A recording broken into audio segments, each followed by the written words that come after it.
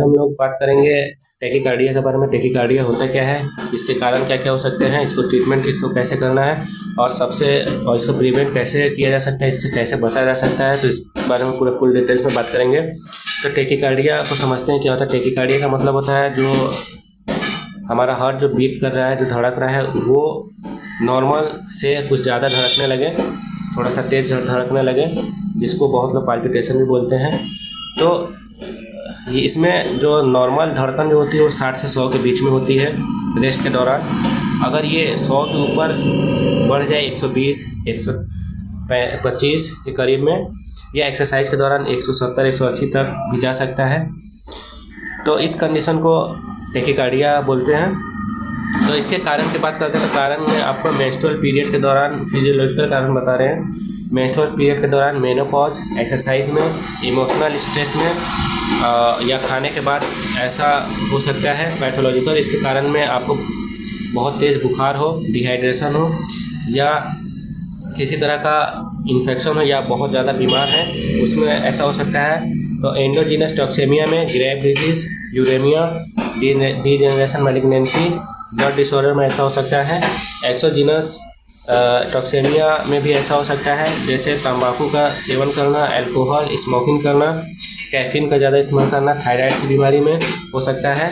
अब nervous state में आपको न्यूरोस्थेनिया में हो सकता है, एंजाइटी न्यूरोसिस की वजह से ऐसा हो सकता है, न्यूरोसर्कुलेटरी एस्थेनिया में ऐसा हो सकता है, या आपको अगर दिल की कोई बीमारी है, कॉन्जेनाइटल हार्ट डिजीज़, या आपको हार्ट फेलियर की बीमारी हो, हाइपरटेंशन में ऐसा हो सकता है। डायबिटीज़ के पेशेंट में भी ऐसा देखा गया है।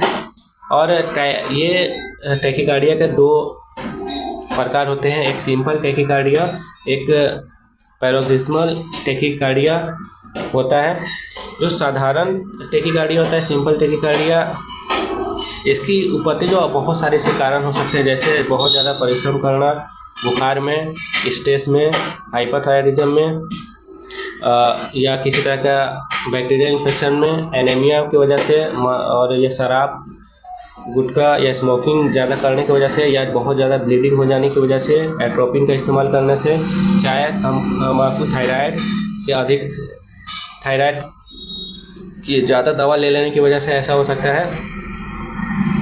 और इसके अतिरिक्त ये आपका दबाव अगर राइट एट्रियम में पड़ रहा है, उसकी वजह से भी आपको टैकीकार्डिया हो सकता है। बहुत सारे लोगों में, सिंपल लोगों में भी ये टैकीकार्डिया देखा गया है, तो ज़्यादा ये नुकसानदायक नहीं होता। और इसके जो लक्षण होते हैं उसमें आप क्या क्या देखने को मिल सकता है, आपका दिल जो है वो तेज़ी से धड़कता है। आप अपनी पल्स चेक करेंगे तो 120 130 के करीब में चलेगा, आपको घबराहट हो सकता है। और ये एक्सरसाइज के दौरान 180 तक जा सकता है। या फीवर जैसे आपको होता है, तो फीवर में अगर आपको 1 डिग्री के करीब में, फ़ारेनहाइट के करीब में बुखार है, तो ये 10 पल्स रेट को बढ़ा देता है।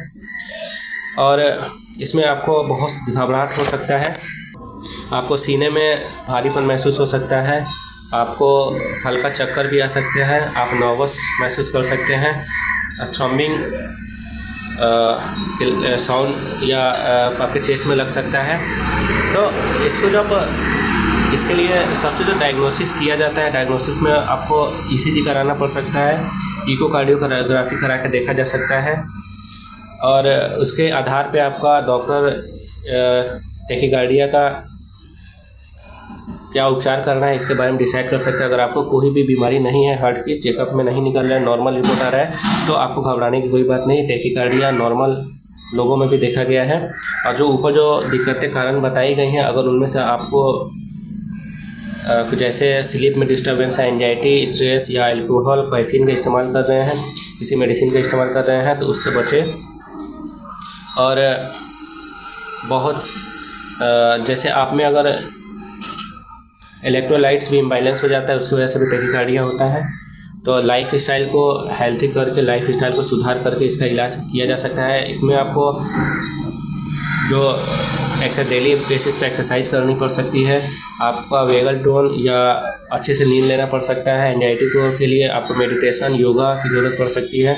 और कहीं पे आपको वॉकिंग भी करना पड़ सकता है, जिससे आपका मेंटल स्ट्रेस कम रहे। आप टेंशन में अगर रहते हो तो टेंशन को कंट्रोल करें।